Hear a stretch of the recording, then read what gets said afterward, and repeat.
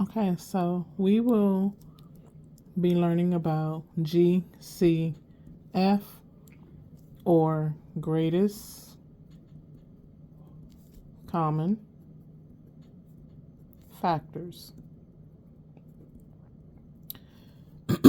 Now, with GCF, or greatest common factors, we have to make sure that we are up on our multiplication skills, right? Because in finding the greatest common factor, we will be finding factors or numbers that we can multiply together to get our base numbers.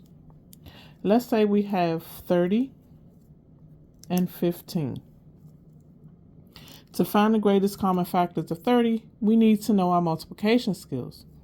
We know we're going to start with the basic, which would be 1 times 30. 30 is an even number, so we know that a multiple of 2 has to be involved, right? So there's 2 times 15. There's a 0 in 30, so we know that a 10 has to be involved, right? So what could we multiply times 10 that would give us 30?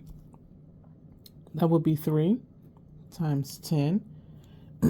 And that same 0 also tells us that a 5 has to be a multiple of 30, right?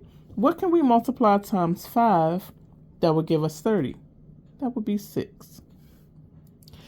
Now, you can always put these in order, right? You would have 1, 2, 3, 5, 6, 10, 15, and 30, right? You will put those in order.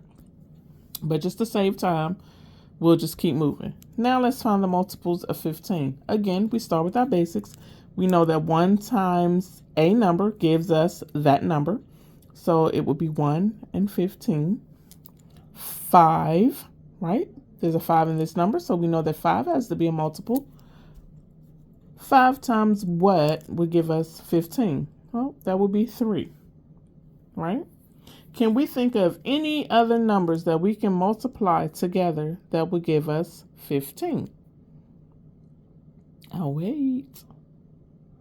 No. Okay. So we have all the multiples that we need for 15, and we have all the multiples we need for 30. Now we're going to find the greatest common factor between the two.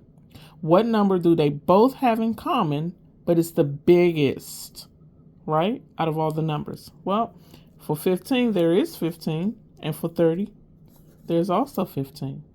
So the GCF, or greatest common factor, for 30 and 15 is 15.